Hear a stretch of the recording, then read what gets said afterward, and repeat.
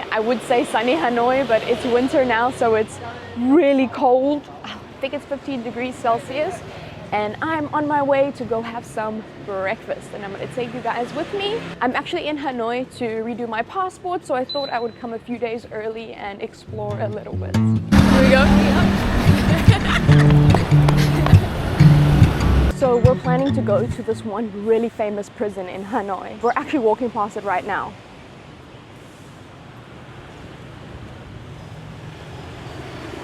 We're staying in the old quarter, so everything is really close together, so we don't have to grab or anything. We're just gonna walk around and get our steps. Hanoi.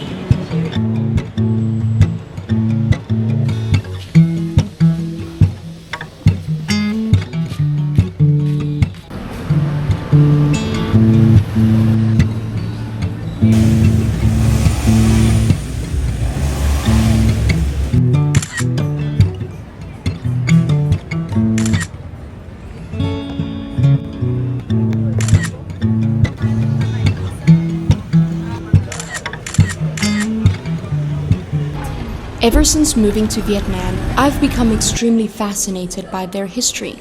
Not just the dates and names, but the real stories of what happened in this country. And very few places carry as heavy a past as Ho Lo Prison in Hanoi. After paying, you're given an audio guide. At each exhibit, you'll see a number. Press it and suddenly, it feels like the walls are talking to you. The voices of prisoners, revolutionaries, and even American pilots echo through the corridors as you make your way through the prison. Hundreds of prisoners would be packed in this room, side by side, stuffed together with one toilet to use for all of them, and they would purposely not change the bucket so that the room would smell. Next, we move through the dungeon. There's no light, no sound. It's just total darkness. Prisoners were thrown in here for weeks, sometimes months. And yet, they survived. They scratched poems into the walls. They tapped codes to each other. Because even in this hell, they refused to be broken. So we've just gone through the main room where they had over 100 prisoners who would sit together. And they would then plan how they were going to escape and do political movements right there from in the room.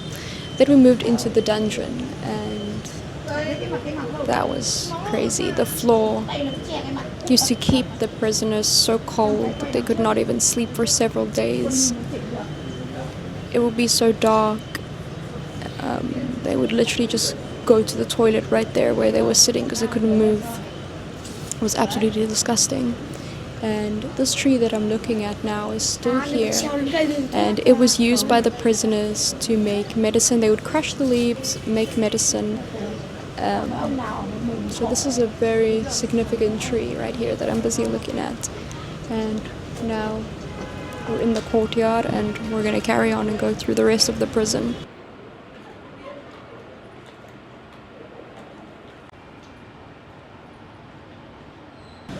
Eventually, the prisoners had this great escape plan, and they managed to get a key somehow from one of the guards.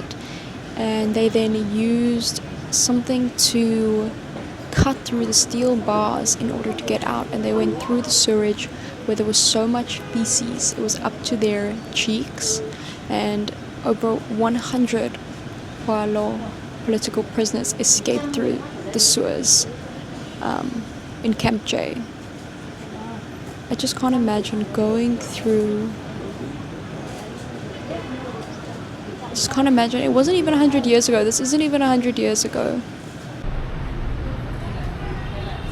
This prison didn't just keep men, they kept women and children too. Girls as young as 12 arrested for hiding resistance fighters or simply being related to the wrong people. The women faced the same horrors as men: starvation, beatings, solitary confinement, even giving birth in shackles.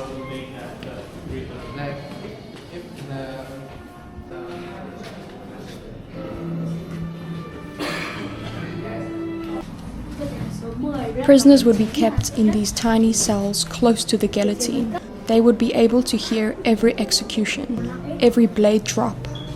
They were also in charge of maintaining and cleaning the guillotine.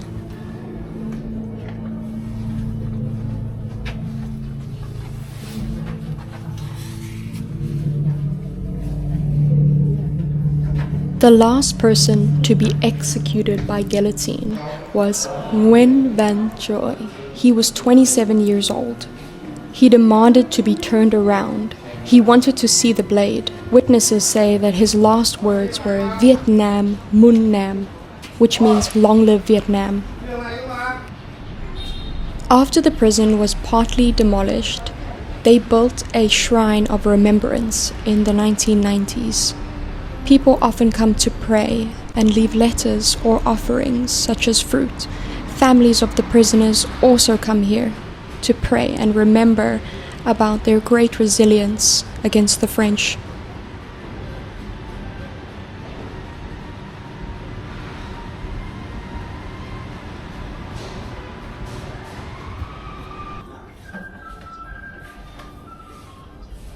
The prison also housed American soldiers, and they had a much different experience to the Vietnamese who were also imprisoned here. The Americans faced no guillotine or mass executions. They sometimes got medical care, they got Christmas gifts, they got cigarettes.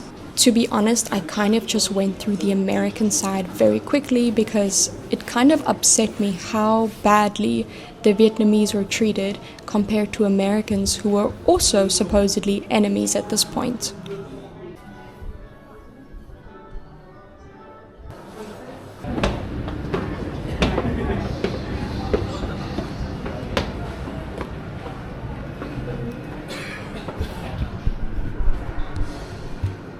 Going through this prison was really an emotional experience because they have so many photos, so many documents that you can look at and read and learn about these different people's lives and what they did to save their country. Even this flag, one of the first ever to fly for an independent Vietnam.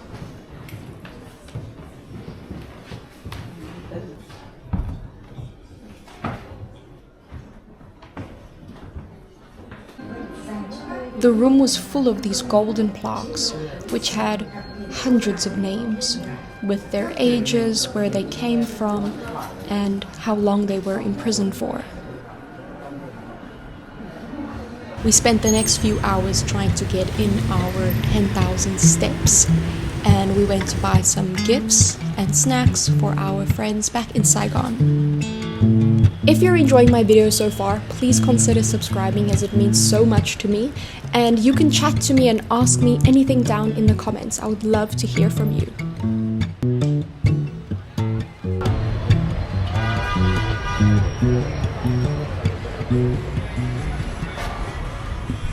Welcome to Vietnam's Temple of Literature, built in 1970.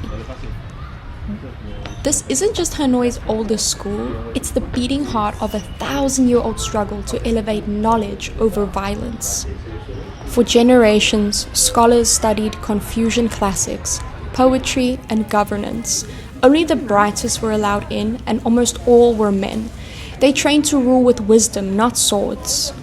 If they excelled, their names were carved into these stone tablets. Now, if you were paying attention, you might have seen that the characters used looked exactly like Chinese symbols, and this is because Vietnamese didn't have their recent alphabet until the French, so they used to use Chinese characters in their language.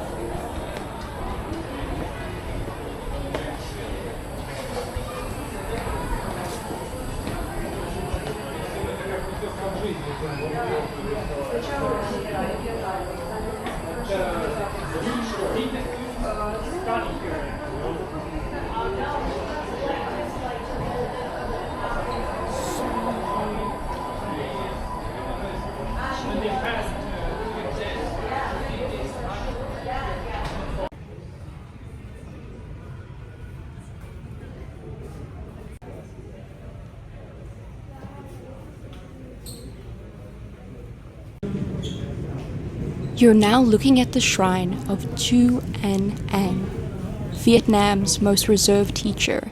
Students still leave offerings here like pens and notebooks, along with the classics like fruit.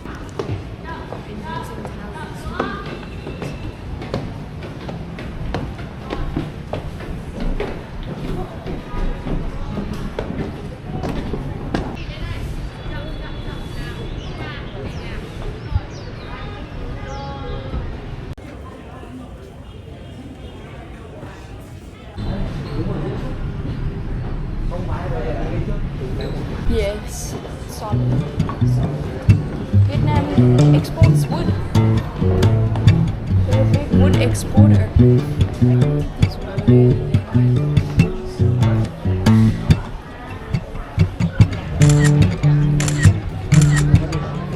Whoa, it's a whole giant court. You're probably wondering, what did they study 1,000 years ago? Well, in this room they are still practicing calligraphy, the same calligraphy they did over 1,000 years ago. They studied rituals and music, poetry, as politics, and even ethics and family, how to achieve great harmony in society.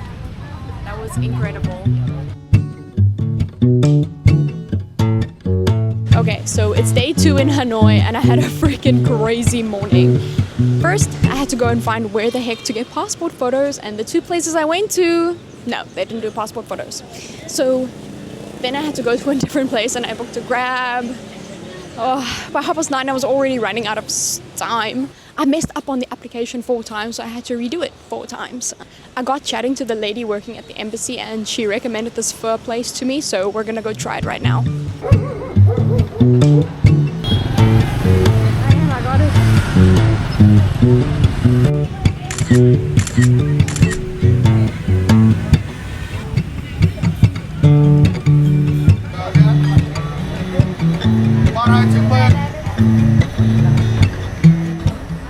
You're just gonna serve us? Yes. My favorite pho is pho Hanoi. I like it because it's saltier. In Ho Chi Minh City, you'll find the pho is a lot sweeter. I believe it was invented in the early 1900s because the Hanoi working class needed something cheap, hot, and filling. This is the pho restaurant that was recommended to me by the lady working at the South African embassy. This place was full of locals, but also quite a few foreigners.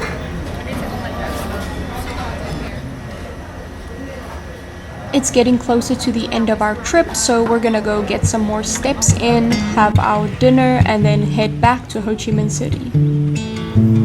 One big difference between Hanoi and Ho Chi Minh City is that Hanoi feels like history is alive. You'll turn a corner and see a 200-year-old temple squeezed between a bubble tea shop and a motorbike repair shop. There are just as many locals out as tourists, just enjoying the public space, taking photos and having a good time. And you know that I also needed to come take some photos here at the Hanoi newspaper.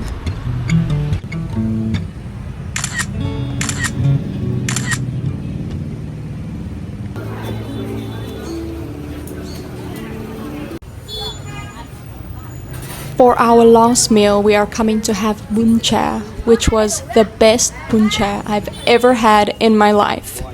This shop was so big, it was going around the corner, they had another shop across the road, and they were just pumping out bún chả. And it was so clear to see why, because it was so good. And if you're coming to Hanoi, I recommend this place.